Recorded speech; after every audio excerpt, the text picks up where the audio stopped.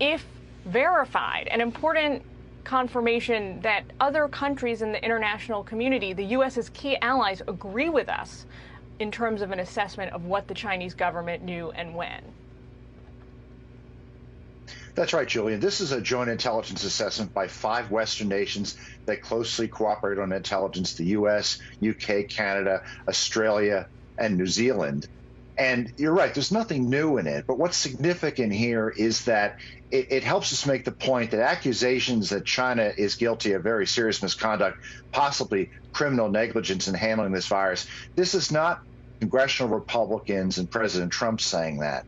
There is a growing international consensus, not just that China mishandled this, but of serious Chinese wrongdoing, of the government retaliating against scientists and doctors who tried to warn about the seriousness of this virus in December of 2019, of destroying samples, of lying about human-to-human transition. And most important, and this is made in this document, that although the Chinese government shut down Wuhan in January 2020 to stop the virus from spreading across China, it did not cut off international air flights, which allowed this virus to seed itself around the world.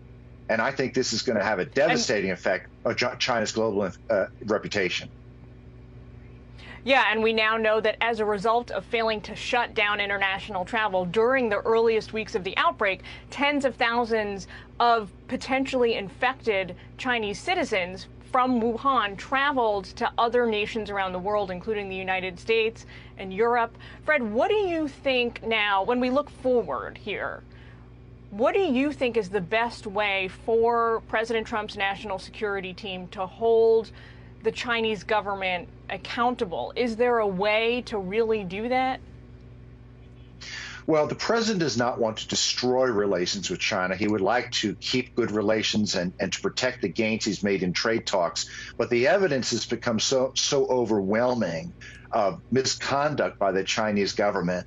The NSC right now is considering whether maybe we should push for reparations, whether we should let state and cities sue China, remove sovereign immunity limitations that would prevent that. I think we need to use this pressure to get China to cooperate in an international investigation of what happened at the virology labs in Wuhan, what happened at the wet markets, and agree to some type of international supervision of dangerous biological research. Fred, in 5 seconds or less, can you tell us if you agree with the president's decision to cut off funding temporarily from the World Health Organization? I think it was the right move, and it's having an effect. The World Health Organization is now asking for an international investigation of what happened in Wuhan, something that China is refusing to cooperate with. Yeah, well, we got to leave it there, but Fred Fleitz from the Center for Security Policy, thanks so much.